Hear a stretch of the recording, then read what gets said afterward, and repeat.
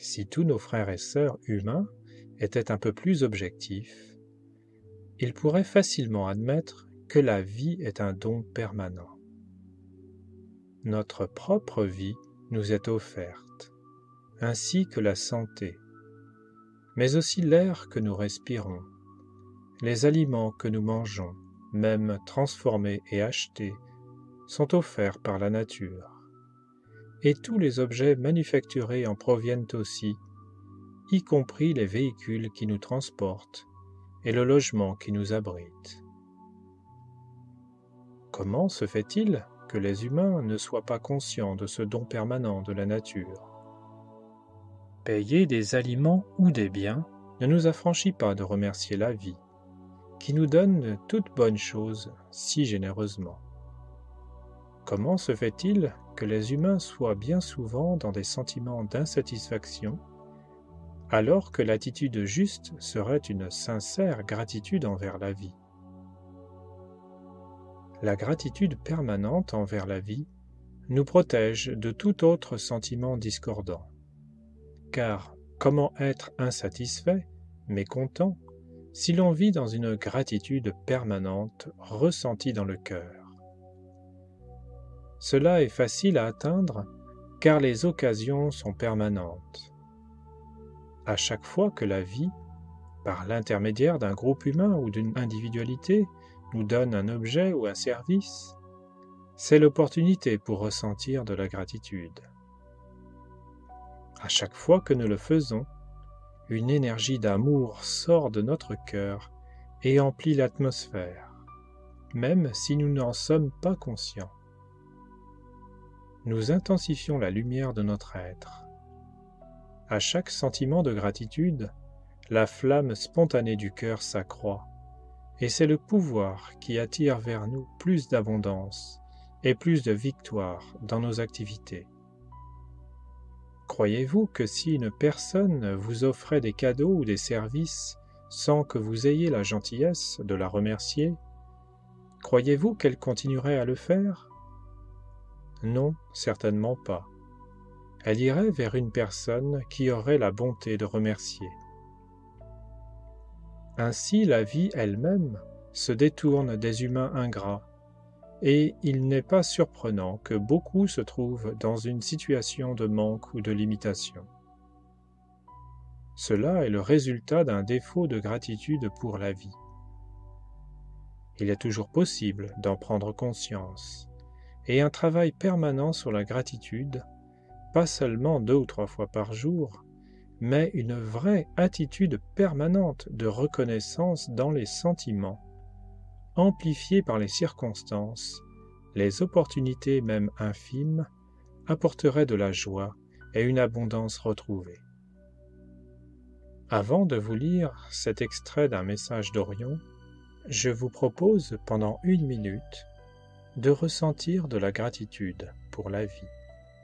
Visualisez à l'inspiration que votre cœur se remplit d'amour et rayonne comme un soleil. Maintenez une pause de quelques secondes avant d'expirer. Faites cela 6 fois durant cette pause musicale. Musique de Jean-Marc Staël.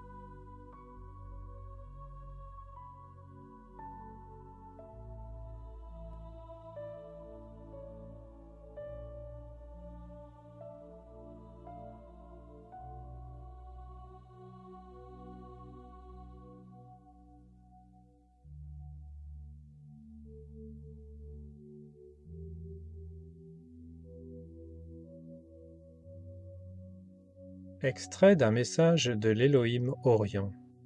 Orion est l'Élohim du troisième rayon rose de l'amour divin. Il existe de nombreuses phases de l'activité de l'amour divin que les humains n'ont jamais pu contempler. Les hommes ne connaissent absolument rien de certaines de ces magnifiques activités cosmiques, dont la contemplation pendant seulement quelques heures leur apporterait la lumière et la révélation de la beauté et de la perfection qui sont inhérentes à la vie. Ils ne l'oublieraient plus de toute éternité.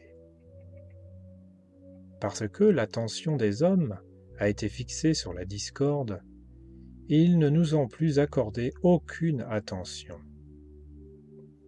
Ils n'ont plus fait appel à nos qualités. Ils ne se sont plus souciés de faire notre connaissance. Comme des enfants perdus dans la forêt, pleurant et errant dans un labyrinthe d'oubli et de noirceur, ainsi les humains, la grande masse des humains, se sont emprisonnés dans une énergie fortement chargée avec leur propre action vibratoire des ombres de la haine, de la colère, de la peur, de l'égoïsme et de la discorde. Je veux vous faire ressentir, ne serait-ce qu'un peu, le pouvoir cosmique qui peut vous envelopper à nouveau, qui peut venir vous bénir si vous le désirez. Lorsque ceux qui sont effroyablement mauvais se retrouvent, tremblants et peureux, devant le puissant Astréa, c'est la vue de son cercle de flammes bleues prêtes à les entourer qui fait céder l'humain en eux. Et cet humain en eux accepte alors son inévitable transformation. Cette expansion de la flamme bleue que j'ai le privilège de diriger est revêtue quant à elle du rose et de l'or, de la sagesse et du pouvoir. Mais lorsque ces trois qualités flamboient, elles pénètrent en toutes choses, et tout se dissout également à leur approche. Ce qui, du point de vue extérieur, est appelé amour divin, a pu être ressenti d'une manière fragmentaire par certains dans des moments d'extase. Mais l'amour divin que je représente est une action de la flamme triple. Pouvoir, amour et sagesse. C'est la fusion ou dissolution de tout ce qui n'est pas la perfection éternelle. Un jour, la terre sera inondée par toute la flamme de l'amour que j'ai dans le cœur.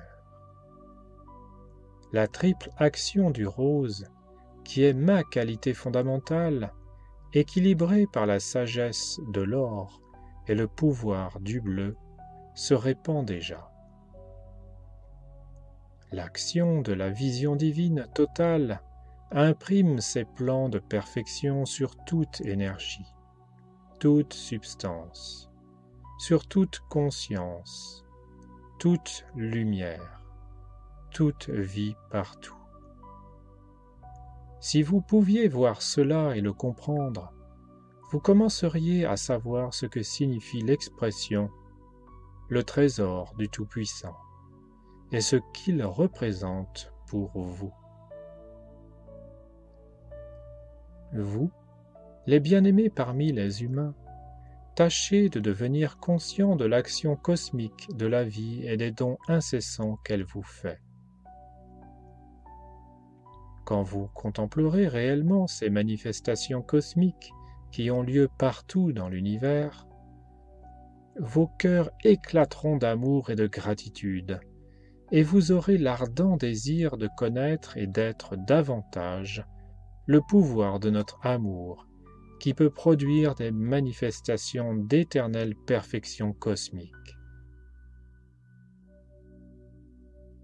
Personne dans l'univers n'est investi avec la direction illimitée des transcendantes forces électroniques de lumière si cette personne n'est pas le parfait accomplissement de la loi de l'amour divin cosmique. Voyez la formidable quantité d'énergie qui est concentré dans une planète ou dans une humanité pour produire des manifestations de forme extérieure. Cette énergie ne peut être condensée, dirigée et libérée que par des êtres cosmiques qui ont été la plénitude de toute la perfection de la vie pendant d'innombrables éons.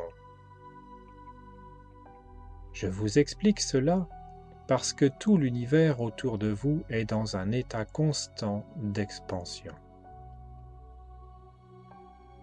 Au cours des siècles, tout croît en grandeur et en magnificence. Et un jour, vous aurez quitté la discorde humaine et serez sortis des ombres de ce monde. Alors, en élevant vos regards vers les manifestations du plan divin, des manifestations de perfection cosmique dans l'univers environnant, vous vous sentirez comme ressuscité d'un tombeau dans lequel vous étiez emprisonné depuis des siècles.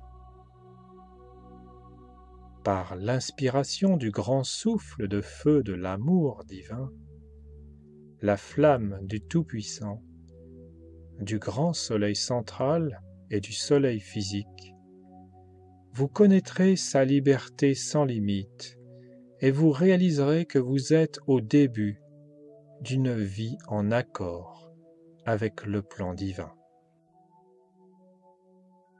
Je vous remercie. André Riviera pour contemplativeart.com